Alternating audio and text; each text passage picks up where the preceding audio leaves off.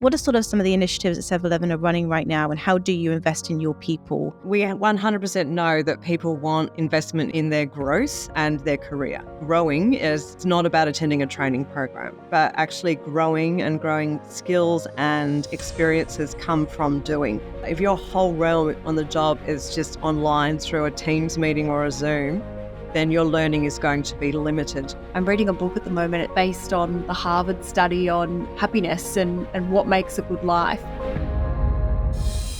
The single factor that study has shown is relationships. We can have all the most wonderful tech and systems in the world, but that human connection you really only can get from being face-to-face with someone. The other thing that I get worried about is the mental health of our society. Social isolation is not good for our mental health or our physical health. Well, a lot of people actually think career is hierarchical. Career means stepping up a ladder. It's not how I see it at all. Career is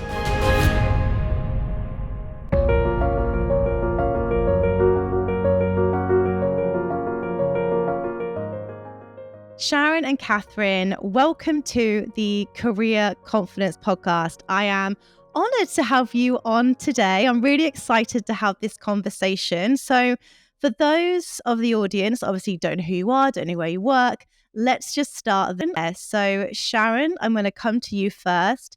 Who are you? What's your role? What's your background? Tell the audience a little bit about yourself. Thank you. Very excited to be here as well. My name is Sharon Beaumont. Currently, I lead the people function here at 7-Eleven Australia. Been here for 6.5 years.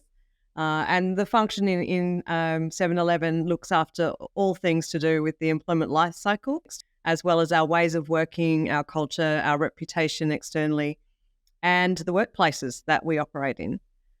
So maybe I'll just stop there and get Katherine to introduce herself, and then we can go further if we need to. Look, so just quickly, a very small role then, Sharon, nothing too major that you've got to look after there. So we're going to come and dig into that. Right. I'm excited to dive in more. Katherine, over to you. Thanks, Georgie. So Katherine Murray, I'm a product owner at 7-Eleven in the people space, so part of Sharon's department. As a product owner, I look after our enterprise capability squad. So I get to work with a couple of really exciting, pieces of work that touch the whole enterprise. So things like leadership, like diversity, inclusion, belonging, like change. So some really meaty, challenging, but interesting pieces of work that I've got some fabulous people in my squad who are leaders across the business themselves in those spaces. So getting to work with them. Amazing. Well, like I said, I truly am honoured to have you both on. And I will just quickly say this before we dive into a bit more about 7-Eleven and all the incredible work you're both doing. But I can honestly say I've worked with a lot of companies in the last 10 years of recruitment. And when I walk through the door at 7-Eleven, I instantly feel welcome. I instantly feel that I belong. I instantly feel greeted. And people generally seem happy to work there. And that just says a lot, because I am a big believer of like energy. You know, you can just pick it up. You know, some places you walk into, you go, oh, and some places you walk into, you go, oh, this feels good. So you're doing something right, which is why I really wanted to get you on today to dive into that. And also just absolutely honoured to be working with you sort of, you know, really closely and all the incredible things that you're doing as well, which we'll go into. But I just want to pause and just say you're doing something really well. So let's dig into that, because there's a lot of companies that out there right now would probably love to improve their culture, improve their DNA and really sort of build something incredible. So with that being said, Sharon, I'm going to come to you next. So as you mentioned at the start, like you've got a huge role and you've been there now for over 6 years, which is a long time to be with a company. So I'd love to sort of dive in now to the nuts and bolts of your role, how that has evolved over time, and even perhaps like reflecting over the last 6 years, what are you most proud of and what do you feel like you've done really well to create such a fantastic team and culture within the business? Well, thank you. And thank you for your compliments earlier. Look, 7-Eleven is a joy to work for. And I think one of the, I'll go into my role in a sec, but one of the things that I love about working here and right from when I joined up until now is they really, as an organisation, take people seriously, and the culture is incredibly important. Happy to share our journey in that shortly, but a little bit more on what we do in the People Centre of Excellence on behalf of the business. So we have 8,500 people across our network in WA, Victoria, New South Wales and Queensland.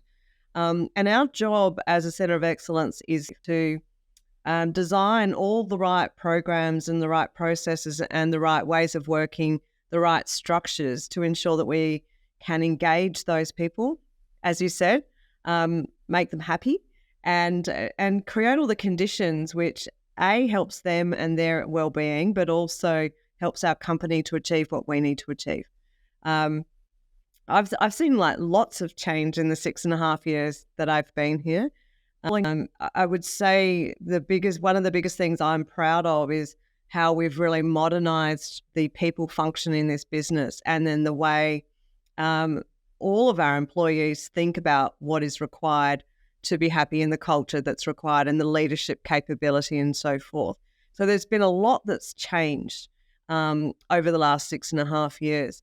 And interestingly, I was pulling out some data just recently on our employee net promoter score and our turnover rates just in the last 3 years. And both of those have improved materially just in the last 3 years. And that started with our agile transformation in our office, which was all about building business agility. So agility for the business, empowerment for our people. And that's probably one of the things I am most proud of at our organisation in the time that I've been here. I think it's a competitive asset for the business and has step changed how we operate and how we work. And it does all the things that I believe in, really clear direction, really aspirational goals, and then getting out of the way of people so that they can be empowered to do their work and achieve what they need to achieve in the best way possible. The other aspect that I like, and you mentioned it, Georgie, is around our culture and also our purpose. So over the last 6 years, we've spent a lot of time defining our purpose as an organisation. What do we stand for? Who are we? And our culture, which is how do we expect people to behave each and every day in each and every moment. And we designed that and put that into place and defined that a number of years ago and then integrated it across the business. And I think with your feedback on how you feel, the vibe when you come into 7-Eleven, that's exactly the best way to describe it. And that's another piece of work that I really am proud of, and the way the team have defined that and integrated it into our business. So it does feel like it's part of our DNA. But the other part, which is really, really important, is our role as a People Centre of Excellence is to manage and oversee the life cycle of any employee, whether they be a team member in our stores or a category manager in our office. And that is, how do we attract people into our business? What's our recruitment process?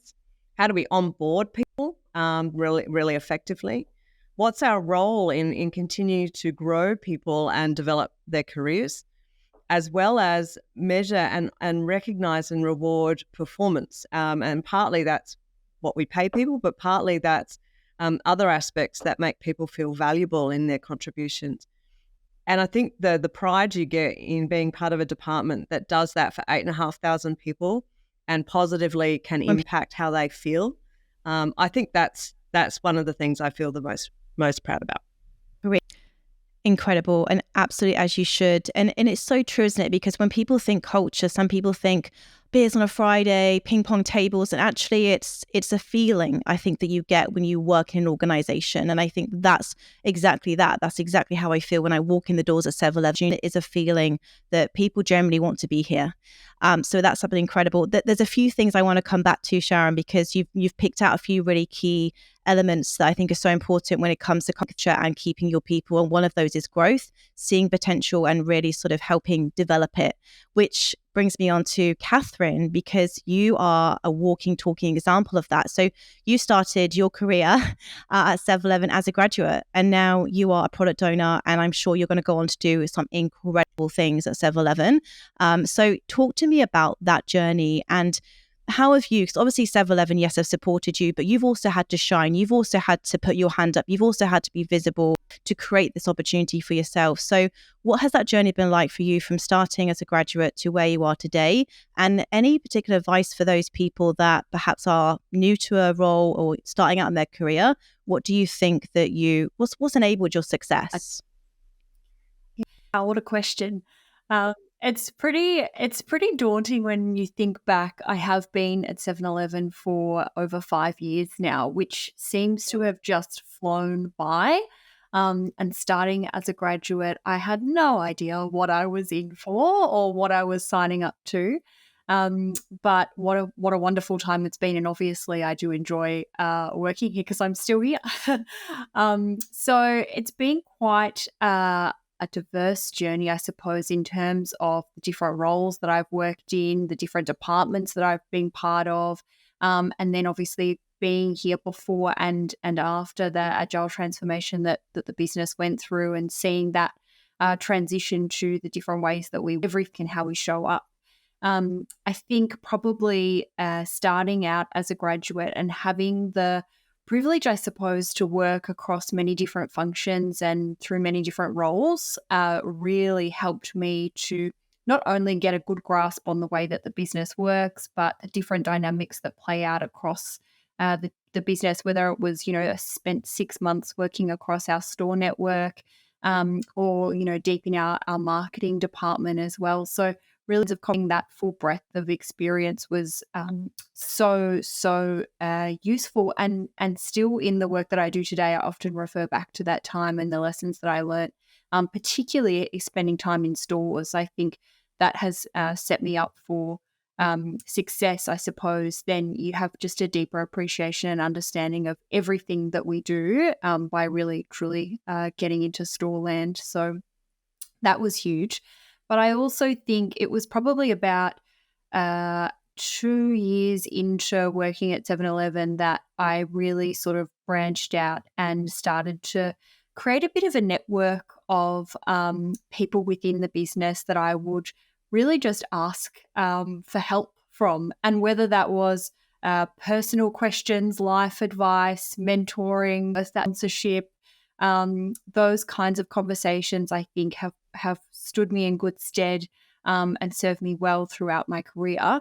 And I think it's those sort of opportunities that sometimes we cannot put time or value into. So spending the time to go and ask someone like Sharon at the beginning of when I worked at 7-Eleven, hey, would you mind being my mentor, or can we catch up for a coffee and talk about this? And I was a bit nervous doing that to start out. I was laughing with Sharon about it the other day because I would come so over-prepared to those meetings, with notes and questions, and had put hours of thought into how I was going to structure our maybe half-hour chat. But those conversations have really served me well. And I think it's pushing yourself to put yourself out there and believe in yourself and back yourself that you're worth that time as well. And to say, my career here matters, and the leaders here believe in me as well. And the leaders want to see the people across the business thrive and be their best. And so actually taking the time to use the resources that you have available to you. So not being afraid to ask, particularly senior leaders, because there can often be a perception that, oh no, they're too busy, I shouldn't ask them for that time. I think 7-Eleven does a really good job of, Agile ensures for a flat structure. So it's not like they're unreachable, but you can almost believe it if you tell yourself that story that, oh, I shouldn't be questioning or asking for time in people's diaries. Everybody's busy. And it is true, everyone is busy. But generally, people love to give advice.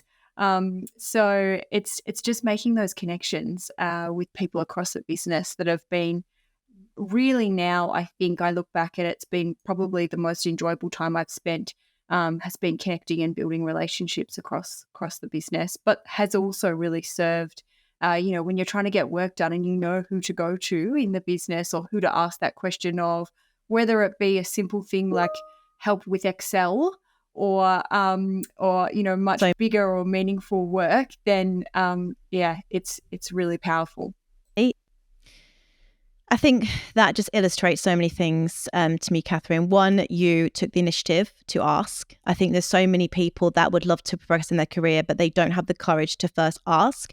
And secondly, the fact that, 7-Eleven have an agile environment where people feel like they can go up to leaders and say, hey, look, I'm struggling with this, or I'd love some help with this, or hey, can you mentor me? I think it's just a perfect balance of both of you taking initiative and also having an organization that can offer that to you. So that's just a incredible story, and one that I think so many companies would really benefit from hearing as well. But Katherine, so Sharon, I want to come back to you because you mentioned something that is really, really important. You've spoken a lot about growth and investing in your people, and honestly, one of the main reasons that I see people leaving organizations is because they don't feel valued. They don't feel like they've been invested in. So I'd love to really dive in now of how does 7-Eleven go about even identifying talent within the business, because it's so much more beneficial to invest in your people rather than constantly going out and attracting more talent. So I think if you can get that internal piece right before you start bringing in people externally, it's so important and can just make such a big difference to the culture, your bottom line, so many benefits from doing this. So what are sort of some of the initiatives that 7-Eleven are running right now, and how do you invest in your people? Any sort of light you can shed on that would be amazing. And that again, another big question. I think is one, we 100% know that people want investment in them, in their growth and their career. One of the things I would start by saying is that growing is not about attending a training program, and that's a little bit of information gaining, but actually growing skills and experiences come from doing. And so our entire agile design that we've put into place is all about growth. It's all predicated, to be honest, on learning. It's about trying new things, iterating those things, learning from what's worked and what hasn't, and then trying something else. It's about being part of a team or a squad that has a whole mix of people in it. And so you are learning each and every moment you have a conversation with your team, because they might have a different skill set to you. So just the very nature of work and the very nature of how Agile is set up in our office, I think really drives growth and learning. It is a change, though, for people to get used to, because a lot of people actually think career is hierarchical. So career means stepping up a ladder. It's not how I see it at all. Career is what you do to spend your time at work and how you continue to grow and improve and get satisfaction in what you do. And that will change over time, and it changes with every, phase of your life as to what that needs to be. As Katherine said, our structure is fairly flat. So a hierarchical career is not the answer at 7-Eleven. That doesn't mean there isn't roles with greater spans and responsibility that you can get experience on, but the experience comes through work. And the structure that we have in place is that everyone has their own, craft coach. So based on whatever skill you have a chapter lead whose job it is to continue to grow you and make sure that you are engaged and contributing in the best way possible. And that structure is quite unique in our structure compared to others. Other structures have a manager that needs to drive the work and also build the people, whereas we've split that role. And so Katherine's role as a product owner is to drive the work. She sits under a chapter lead, Steve, whose job it is to grow Katherine. And so we've really deliberately put into place a structure in the office here whereby it is all about learning and growth and building capability. On top of that, obviously, there's formal learning programs as well, and we can go into those. But if I just pause there and go back to our stores, and that's 93% of our people is in our stores. We've spent a lot of time in the last couple of years really defining the career path for people in stores. It's a little more traditional in stores, so we haven't put Agile into our stores, but we've been very clear about the capabilities needed for a team member, an assistant store manager and a store manager, and have got programs in place whereby we can grow and develop people through that career path. we know, as you've said, that if we appoint from within, particularly into our store manager roles, their performance and their retention, their likelihood to stay is much, much greater than going externally. And so building out those programs and continuing to improve how we support those people to grow in their careers is really important. And it's starting to show dividends. Our turnover is reduced by about 50% in our store leader population in the past 12 months because that's become very, very clear. So I think there's a lot of other things that you do to grow people and build people and support people, but I would say they are the strong or the backbone of what we do here at 7-Eleven. I do believe the culture that you create, as we started talking about early, becomes really, really important, and that is that people matter, and how they feel matters, and what they do matters. And I think if you've got processes and systems in place to set that up and reward that, then you will find that you've got people who want to come and work here and also stay here. I love that.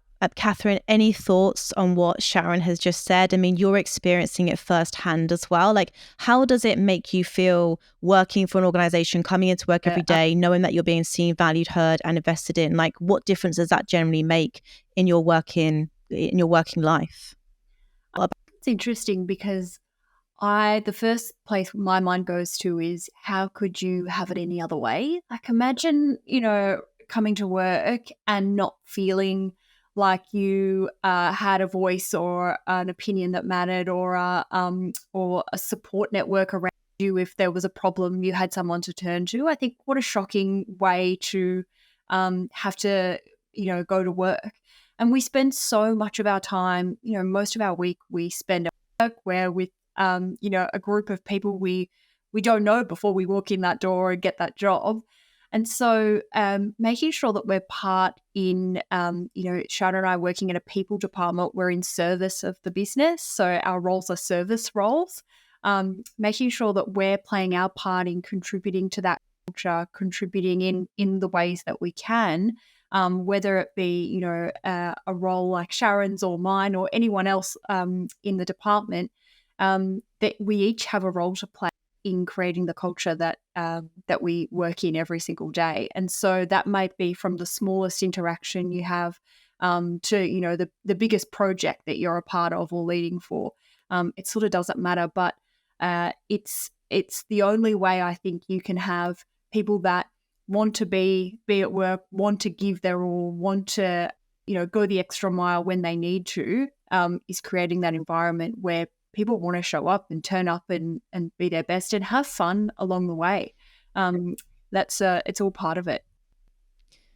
I completely agree. And it's really interesting, the conversations I'm having with a lot of our clients right now. But as we're sort of talking a lot about culture right now, I think one of the biggest challenges that I'm seeing for a lot of businesses is really continuing that good culture in this new hybrid way of work. So I think it's something that a lot of people are really struggling with right now, because, with remote work and then they're sort of like trying to, do they mandate coming back into the office? Do they have a set day in the office? Like, what's working, what's not? So I'd love to sort of dive into now of how you've gone about transitioning from, maybe 5 days in office to a hybrid way of work. What's gone well? What's maybe still needs improvement, and any advice you'd have for people that are struggling to really keep culture in this new hybrid way of work. So, Sharon, maybe I'll come to you first, of what your thoughts on that, and what do you think you're doing well, and perhaps some areas where you sort of think we could maybe be doing a little bit better on that, if anything at all. Yeah, it's such an interesting topic that's been debated for quite a while now. I think the first thing you've got to be clear on is what do you mean by your culture? Have you clearly defined what you want it to be? Have you got it integrated into the way you work, so that if it's clear up front, then it's easier to maintain no matter where work is done. So I think first and foremost, ours was really well defined. It is integrated into the way we work. It is integrated into our employee life cycle. So that gave us a solid foundation. when we went into COVID and were very rapidly forced to work remotely. Where are we at now? It's a really interesting debate, that it's an ongoing debate and conversation that we have as an executive team and as a people team here at 7-Eleven as to what's the right recipe. I really think your culture, depending on what you want it to be, can be strengthened through deliberate action, whether that is remote or not. I do, however, believe there are limitations if it's purely remote working. If your culture, which ours is at 7-Eleven, is a human-based culture, it's a people-based culture, it's about innovation, it's about problem solving, it's about backing each other and coming together. It's grounded in ethics, grounded in relationships. And I think if work is only done remotely, it's very difficult to continue to build and strengthen relationships. Deep relationships with trust comes through connecting with people. Like, there's the transactional side of relationships can be done online, but the deeper trust that you need to be able to have good debate, good innovation, good problem solving comes from getting to know each other. And I think that is done better face to face. So I think it's an ongoing challenge to manage, everybody's needs in this whole conversation around flexibility and where work gets done. There's the needs of the individual, and, obviously flexibility is so important. It's an important part of what people need in their lives to balance their lives appropriately. It's certainly one of those, bit like learning and growth and career, it's certainly a key driver for employees when they're looking to go to an employer or to stay with an employer, about having the flexibility. But it's not just all one way, and it can't be. It can't be just about an individual. It's also got to be about the group of people that individuals work with and for. But it's also about the organisation, because the organisation is a collective, which is an organisation is just a group of people, right? The organisation needs that group of people to do certain things to meet its purpose and its goals. And that can't be done if you just take an individual lens alone. It has to be a collective lens. So there's balancing the needs of the individual, the team, and the business that I think makes it a little bit more complex than just having a particular mandate to do X or Y. We at 7-Eleven, though, really believe strongly in our people-based culture. And so we have taken the stance to mandate that our leaders must be face-to-face three days a week. And where possible, our teams should work out what's best for them. But we recommend face-to-face time as being incredibly important to build those relationships and build that human side of our culture. You can't really get a vibe like you described, Georgie, if you are just talking online. It just doesn't happen. The relationship remains too transactional. And I think to be really effective as an organisation and as a culture, for us anyway, you need to be face-to-face and build those relationships. I completely agree. And Katherine, we're going to come on to you next, because we were obviously having a really good conversation about this when we were face-to-face. And just for me personally as well, is that I love people. I get lit up being around people. I bounce off people's energy. So for me, hybrid is perfect, because I get to work from home sometimes and get on top of things so I don't feel overwhelmed, and then go into the office, see the team, see clients and interact. And that just fills my cup so much. So I think a blend of both personally suits me. But Katherine, I know when we were chatting, you were making some really valuable points as well about how you look forward to coming in and seeing certain people. So yeah, talk to me a little bit about like your experience and what you think is working well for you personally as well. And here, I think it's been a bit of a journey for most people, because obviously we went through quite strict lockdowns being in Melbourne and not leaving the house. So it was fully remote working for a while there. I personally got used to that way of working and quite enjoyed, and I know I'm speaking from a privileged position to say I actually enjoyed that time. It did definitely, it did reach its limit there.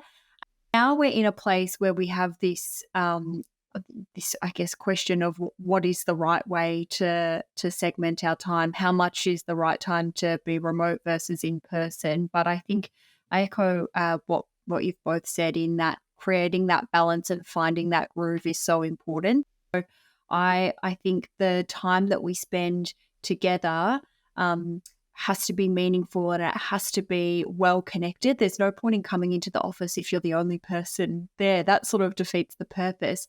So I know now we've got a few days where we have quite a number of our team in the office, and it is the funnest day of the week. You have the best conversations. The most productive work gets done in terms of fantastic brainstorming and that collaboration. There's certain workshops, if you're able to move around the room and write on sticky notes and get back to, okay, let's just think about this a little bit differently, or creativity, you can't do it in the same way online. And it's that barrier of feeling the energy in the room and the presence of people that you're talking with. There's a statistic around how much of body language is actually part of our communication, and it's that barrier that online you just aren't able to break through. We can have all the most wonderful tech and systems in the world, but that human connection you really only can get from being face-to-face with someone. It's probably gone too far the other way now, where I feel quite a sense of FOMO if I'm not in the office, because I'm wondering what good fun are people having in there that I'm not part of. So it's really nice to find that place, and I think that comes back to, you know, what culture you've created in the office and a reason for people to be in. So having those relationships with people where you want to go in and hear about their weekend and then get into work and spend a couple of hours really in solid deep work, and know that if there's times where you need to walk away and not talk to anyone and not attend any meetings and not be distracted, maybe it's deep thinking work or reading and things like that, you can actually go away and do that on your days where you're working remotely. So a good balance. Yeah, I think if I can just add to that, Georgie, there's a couple of other points I think Katherine raised that are really, really important, and particularly when you start to think about learning and growth and career. The incidental conversations that you have when you're face-to-face are so critically important. That quick, hey, Sharon, what would you do in this position? Or can I ask you a question? That happens when you're face-to-face, but it doesn't happen if someone's got to make a meeting to talk to you online. And so I think there's a lot more opportunity for learning and those incidental moments of growth when you're face-to-face. The other thing that I get worried about is the mental health of our society, and there's a whole lot of research that shows that social isolation is not good for our mental health or our physical health, and so I do worry if people are mostly working remotely by themselves about how that is going to play out into their overall well-being over time. We are human beings, are a social race, and so social interaction, being social and connecting, is so incredibly important for our well-being. And so I think that balance, as Katherine talked about, becomes so incredibly important. We sadly still have some people who don't come into the office at all, and I do worry about that, and I worry about how that may make them feel. I completely agree, and this is why it's such an interesting topic, because if I reflect on my career, I know for a fact I would not have been able to get to where I wanted to be without being visible as well. And I think part of my concern as well, and this is open to both of you, what your thoughts on this, is that typically what seems to be happening a bit more is the female tends to be staying home more. From what I'm sort of having conversations, it's the male that's having to go back into work a few more days a week. And I guess my concern is that, are we going to go back a little bit in time? It's got to be balanced. We've got to find this balance, because I think part of when I reflect on my own personal career, being visible, being seen, putting my hand up, like you said then there, Sharon, being able to go to my superior and say, hey, can I just pick your brain on this? Because if I'm working from home, I'm not going to call you because I think I don't want to bother Sharon, she might be busy. Whereas if I just walk past your desk and say, hey, can I bother you for a sec? I just really want to ask you a quick question. So much easier than trying to do this working completely remote. So I do worry about the career progression, the visibility, of people that aren't coming into the office, because I know a lot of my career progression, my learning, my growth came from working in office, watching people who are more experienced than I was as well, listening to their calls, watching how they worked. I learned so much on the job from doing that. So I think the younger generation or the people that are sort of starting out in their careers would benefit so much from being in the office more, learning from their superiors, learning from mentors and people who have sort of been there, done it. So it is something that kind of concerns me a little bit. Thoughts on that as well, just before we sort of move on to next topic. But I think it is something that I want to bring awareness to, that's for sure. I'm really worried about it, because as you said right at the start, learning and career growth happens on the job. And if your whole realm on the job is just online through a Teams meeting or a Zoom, then your learning is going to be limited to maybe formal reading, and that's okay, but that's not where you really truly grow and experience change in your career. In actual fact, I've had some peers of mine with young kids who have left university and going out and starting their job for the first time, really not liking work because it's predominantly remote, and that if they go into the office, there aren't people around. So work is a source of community. It's a source of joy. It's a source of connection. Particularly when you're starting off in your career, that's how you sort of meet different people and new people. And if there's more remote than not, they miss out on that. So, I worry about that as well, Georgie. I think it's a really valid point, and it's something that we must build into the design of what we do. Yeah, absolutely. I agree with what you've both said. I think, Sharon, you alluded to it before. They're reading a book at the moment. It's called The Good Life, and it's based on the Harvard study on essentially happiness and what makes a good life. And the single factor that study has shown is relationships and the connection that we as human beings have with others. So I think, back to what we said before, even if you look at it from a what is going to make you happy in your life, a well-being perspective, it's coming in and having those relationships. And so, it's all the other benefits that we get out of it, a company and building a culture and all the rest, but it's actually good for us as human beings on an individual level as well, to come in, because like you said, you can't build a strong trust-based relationship, particularly a new relationship, if it is just fully virtual. Coming in and having that one-on-one, that face-to-face time, and those incidental conversations, whether grabbing a coffee or around the water cooler, walking past somebody in the hallway or bumping into them in the kitchen, that you wouldn't have if you were working completely remotely. So really important, I think, that we maintain that and find the, I guess, hooks in for people that maybe haven't had that a realization, or it hasn't been available to them. So how do we include everybody in that? And for different reasons, right? I had a conversation with somebody a couple of weeks ago who's a really technical expert in their role, so doing a lot of coding and deep in the tech world. And the people that are in their team are all interstate.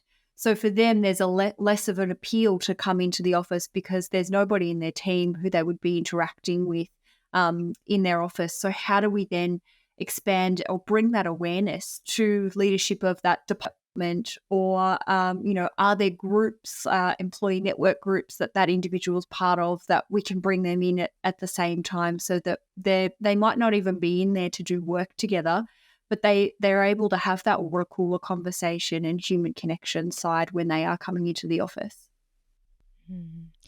Yeah, I love it. And it's just so important, because my best friend is Pam, who I met at work, and now we've got our own business together. So it's just case in point that relationships you build at work can be so deep, so meaningful, and it's just such a source, like you say, of pleasure and joy.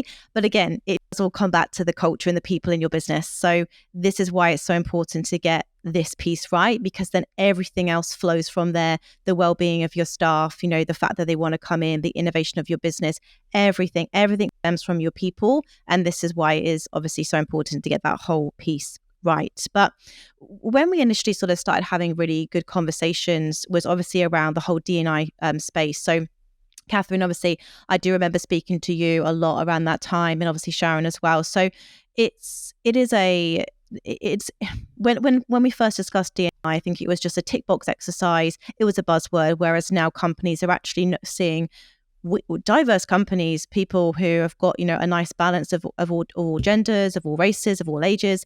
They're more innovative, they're more profitable, the team is generally more happier, like the culture's better. So I'd love to sort of dive into now what you have implemented at 7-Eleven, maybe some challenges that you've come across, and how important diversity and inclusion is it to 7-Eleven right now, and what you're sort of doing to really sort of help grow this. So Katherine, maybe I'll come to you first, as I appreciate that that's sort of been a big part of your role recently. So over to you, like, why is it important, and why did you sort of, I guess, put your hand up to really sort of want to take a stance and start driving this? Yeah, so wow, this has been the last year and a half. It's really been the majority of the work that I have been across and driving for the business. So if we come back over 2 years ago, 7-Eleven, I think from a cultural perspective, the way that we operated, who we were in our DNA, every 7-Eleven internal event, and all the things that we did as a company sort of highlighted this inclusive culture and inclusive environment, and celebrated the richness of our people. But from a formal sort of strategy, we didn't have one. So we had a question at the time. I was working with our charity partners. Had a question from one of our charity partners asking for what our D&I strategy was. And we didn't have a formal written document that we were able to articulate to them. So it's sort of that question had been bubbling internally anyway, and it spurred a series of conversations where it sort of came to a point where we said, yeah, this is something that we need. And so we went on a bit of a journey to research and write and consult with a whole heap of very clever people outside the business and inside the business to write our strategy, really. And so that includes a roadmap across our 5 years with some targets that we have that we're building towards over the next couple of years. So there seems to have been almost a twofold approach, where we need people to understand the importance of D&I, but particularly inclusion, right? And we've just spoken about, we've given so many examples of why inclusion at work is so important, and why the power, or what the power of an inclusive workplace can actually do for people. But it's also bringing to the forefront some things that may not be in part of the consciousness of every individual all the time, but maybe some really specific things. So we also had our Out and Proud employee network come to fruition, or be sort of born at the same time, where we had a group of individuals in the business who wanted to form this group. We never had a group like that before. And so the advice we got was, yeah, absolutely, this is a great thing to do, and also get out of the way, because those passionate employees will get more done than anyone with an official title, or part of their remit will be able to get done. So we've been able to make some big strides, and I think over the last year really knuckled down in what are those little pieces of the puzzle that we need to pull together to make sure policies are up to date, or a strategy is written, or we have resources for employees just internally to be able to access, whether it's external, whether it's internal. But now we're sort of looking to what that next phase is, and it's really around, well, what is everybody's role to play in this? Can I be an inclusive team member? Can I be an inclusive leader? And what's that impact on the culture in really building inclusion across the organisation? So it's a really exciting space, I guess, to work in, because you see the power and the impact that it has for people from an individual level, but also for the whole business in, what a place to work if this is something that we can get right. And it's not something that we're going to get to the end of the strategy and go, cool, we're done now. That's enough of that inclusive stuff. Let's move on to something else. There'll always be a better version, or there's always more that can be done. There's always more that we can learn in the space.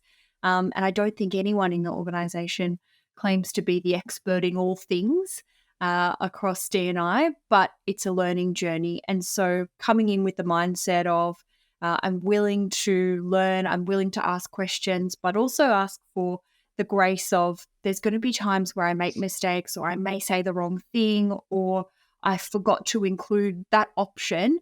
And so grant me the grace to say, yeah, I'm going to make mistakes, and I apologize if I ever need to, but I also will learn from those mistakes and be better. So it's not about, finding people and going, oh, you didn't do this right, or this is wrong, or, we need a policy on every single thing under the sun, because policies only get us so far. We've got to have those robust things written down, but we've also got to behave in a way that embodies true inclusivity. And so spending that time really learning about people, getting to know people, and really embodying what that true bring yourself to work, be a human, and just emphasizing human connection is all about.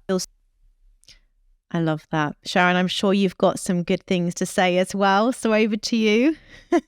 Well, Katherine described it pretty well. I guess I'd just put a few extra touches around the edges. So at the same time as we were considering diversity, as a company, we wrote our sustainability strategy.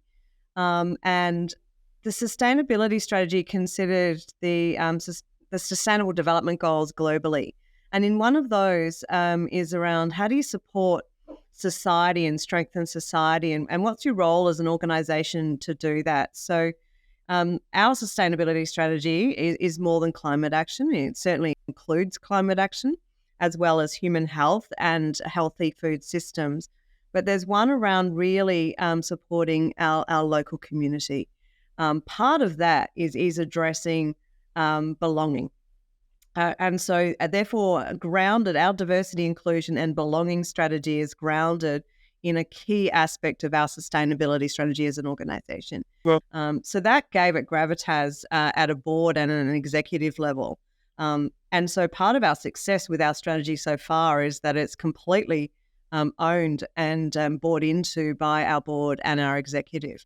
And I think that's you can have the passionate people, as Katherine said, but without that buy-in, you can't make some systemic change, which becomes really, really important. So our approach here has always been it's not a tick-the-box exercise. It's not a greenwashing from a diversity perspective exercise. It is genuinely embedding something greater and better into our DNA. And so that becomes really important. And in business, you need to measure things to make change. And I think having some measures in place and demonstrating, change and that what you can do can change those outcomes is really important to get traction.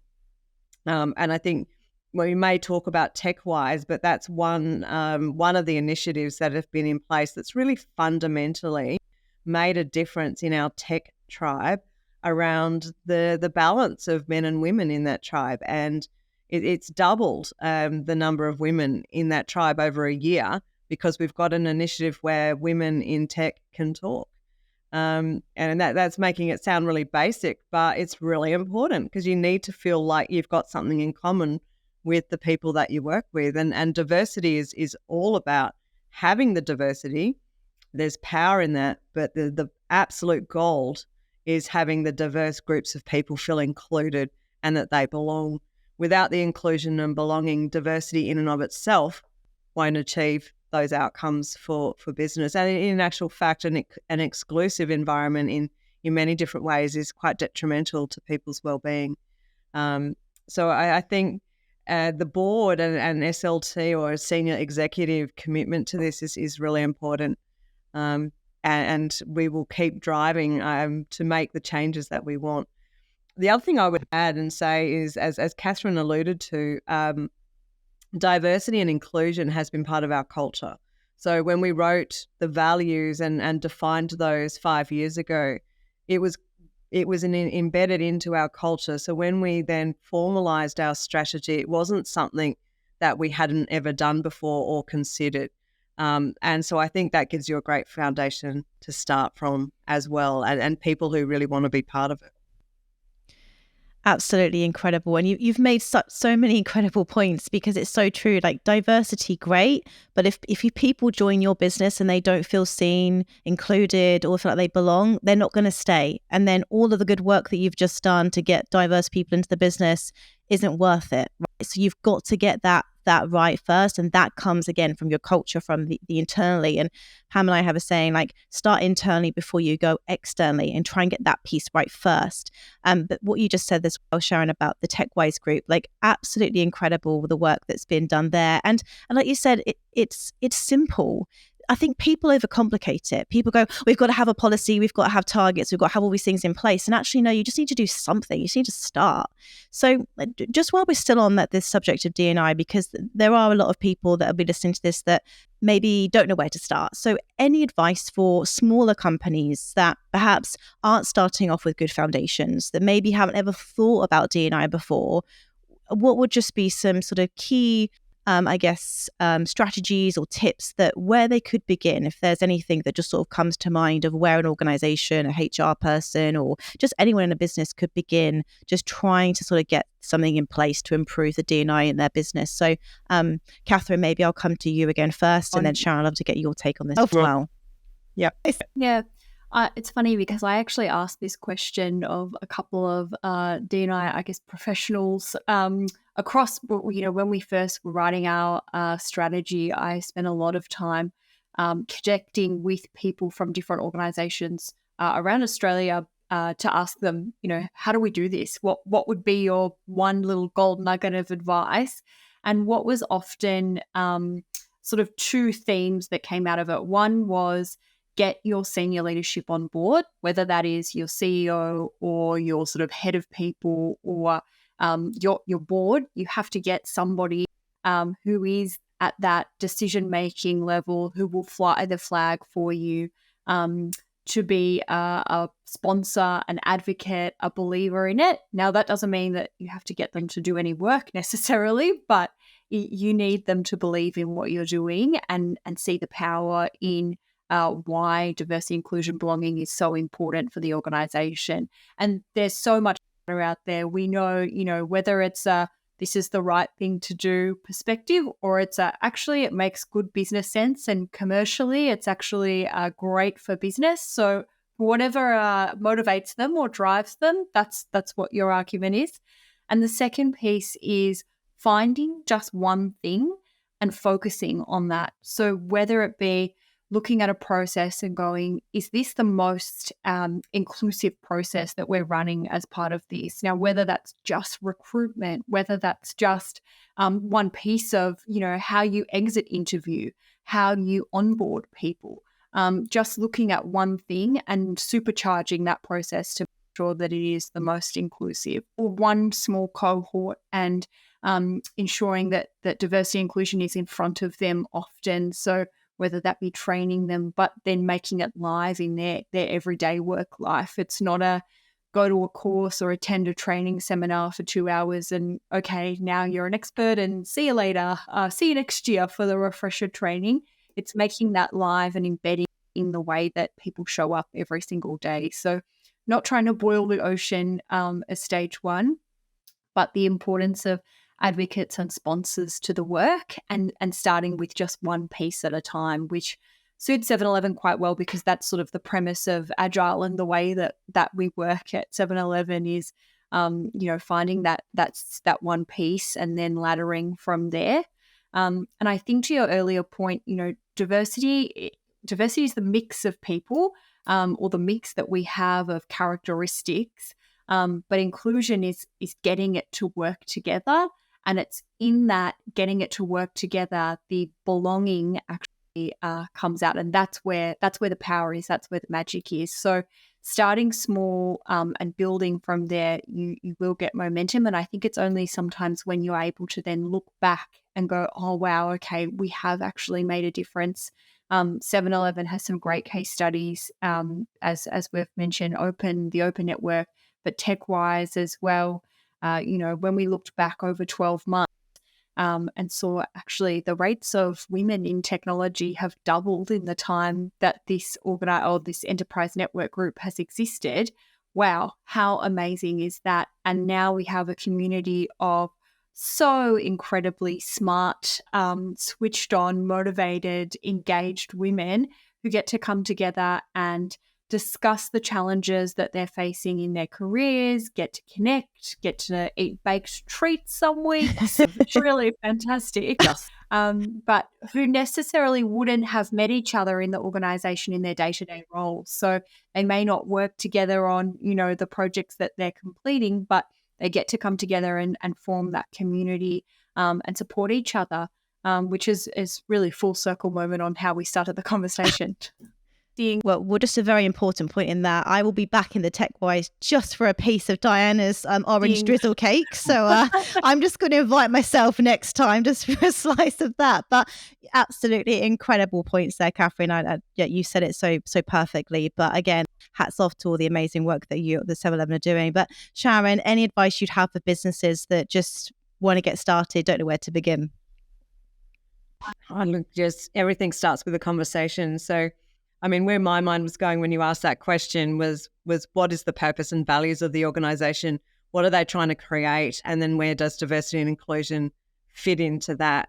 So if you can anchor it into something rather than do it because it's the thing to do, then I think that gives it more power and more longevity. And you can then find ways to make it more easily integrate into what you're doing for people. So I think that would be my recommendation. Based on that question. Yeah. Amazing. Look, I am conscious of time. We've almost been chatting for an hour now, which is just case in point of why I'm just so engaged in everything you both are saying. But look, this podcast is called Career Confidence. And I think that we do get a lot of women listen to this, and they'll be listening to this, hearing you both speak so passionately, so incredibly about what you do.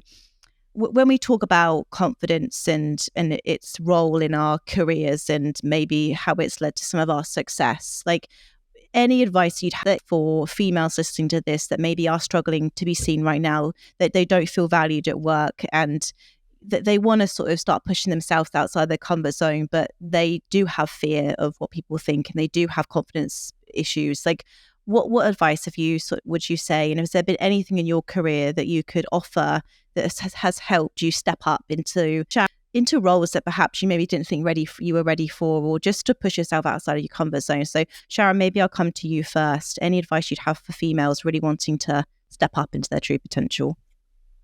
Confidence it's a great word, isn't it? And reflecting on how do you build confidence? The number one thing that you need to start with is understanding yourself, understanding what motivates you, what your values are, what do you truly get energy from, versus the things that become obligatory. I can't even say the word. All the shoulds in your world. So there's a whole lot of judgment, and there's a whole lot of I should be doing this, and I should be learning this, and I should be in a manager role. I really would encourage people to stop and think about, what is it that's really important to me? What is my values? What are my motivations? Understand yourself. And then if you understand yourself, then you can be true to yourself and show up being true to yourself. And then when you are that gives you confidence because you're not trying to fake it as somebody else because it's a should that you should be doing. I think once you understand self and are true to yourself, creating a tribe or a group or a network, Katherine talked about this in her career, that you can go to and be part of. So that should be peers. It should be people that you admire, that you'd like to get advice from, mentoring, sponsorship. But I think creating that tribe really, really does help you build that confidence in who you are and what you stand for. And then finally, I would say one of the things is that not one person has the answer for everything. And so having a healthy level of curiosity and a growth mindset to be able to go out and continue to learn and understand. And as Katherine said, if you get it wrong, who cares? Learn from it and move on. And I think that combination of knowing who you are, having the right people around you, and being curious and not having to be right all the time gives you the confidence to be who you are and then to be a little bit more courageous when you need to step out of your comfort zone and maybe put your hand up for something that is a little bit scary. Amazing. Absolutely amazing. Katherine, how about you? Georgie, I think you could have Sharon on for a whole hour just. I could have you both on. I feel like so much of my confidence in my career has come through my mentoring relationship with Sharon. So I would say bring her back for another hour so everyone else can We're just going to chat about confidence. the wisdom that I've been able to get. But probably a few things. There has probably not been one role. I've had several roles at 7-Eleven, and there has not been one role that I have fully felt prepared and comfortable for. And so there's a little bit of, you're never going to feel that perfect, I've got this, I know all the answers and I'm ready for anything. It's probably never going to come. And that's okay. And that's in that gray space, in that learning, in that I know that I'll just have this belief that if I don't know, I'll work it out. Or if I can't work it out, I'll ask someone smarter than me and then, use their answer. So I think there's a little bit of just being okay with not having all the answers and backing yourself when you don't. Second of all, and we've touched on this, is that network and building that network around you to, be there to catch you when you fall. And so when you make mistakes, because you will, and I do every day, having the people around you where you're able to say, oh yeah, I mucked that one up, didn't I? But I learnt this, and how do you think that I could do it differently next time? Or do you have advice for me on how I can approach this differently? So it's that strong trust, that relationships with those people around you, to be able to have that safety net or that barrier where it's okay to muck up, because we all will. Yeah. Love that. Incredible answers. And I hope everyone listening to this feels absolutely pumped and, knows that confidence is a journey, right? It's a skill. We all are constantly working on it every single day. It doesn't just come. People think, oh, I'll be confident. When I do this, I've got to wait to be confident. But actually confidence comes from doing the hard things sometimes and pushing yourself out there. But look, final question. We've covered a lot of grounds on this podcast, which has been incredible. But what are you most excited about next? What's next for you both? 7-Eleven. Sharon, let's go to you first. What's happening in your area, and what are you most excited about? So I'm really excited about, we're rewriting the people strategy for 7-Eleven for the next 7 years, so up until 2030. So we've got a chance to really shape now what.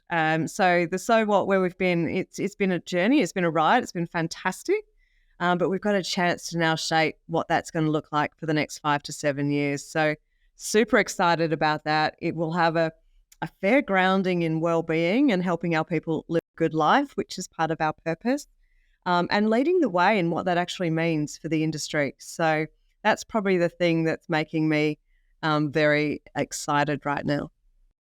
Amazing. I have to get you back on to talk about that, and then we'll get you back on 7 years' time to see if it happens. So no pressure. Yeah. Katherine, over to you. What are you most excited about?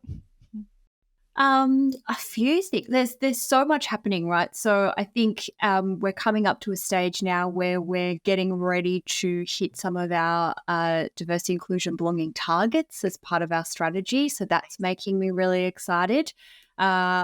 Bit nervous, but excited. And also in relation to the people strategy that Sharon spoke about, we're doing some awesome work in the leadership space, which we're about to launch a proof of concept in the next couple of months. So what that could look like, or what that could mean for developing amazing, powerful, impactful leadership that is really incredible for not just the leaders, but the organization. So that also, I guess, lights me up to think, wow, the impact that we could have if everybody who was a leader in the business was at that exceptional level, and had those tools that hopefully this proof of concept will prove out. So some exciting work happening, but some big chunky work happening, which is always a good thing. Yeah. Absolutely incredible. It has been an honor having you both on today. You've honestly come on and offered so much value. So thank you so much. Where can I send people if they want to connect, find out more about yourselves and the work that you're doing at 7-Eleven? Sharon, where should I send them to for you? LinkedIn is probably the best place for me, or just reaching out through 7-Eleven. Perfect. How about you, Katherine? The same to connect on LinkedIn. When I started this D&I journey, I harassed many D&I leaders on LinkedIn and made quite a good network from there. So always happy to return the favour and connect with anyone on LinkedIn. So everyone listening to this, you have Katherine's permission to harass her on LinkedIn. So there you go. We'll put her links in the show notes below. But listen, thank you so much both for being on, and thank you to every single person that tunes in every single week. I hope you got a lot of value from this, and I will speak to you again next week. Take care. Thank you so much for listening to today's episode. If you enjoy these episodes, the number one thing you can do to help us grow and keep spreading our mission and message is to hit the subscribe button. And if you have time, give us a quick rating. Appreciate each and every one of you who tune in every week, and we look forward to bringing you many more episodes this year. Take care.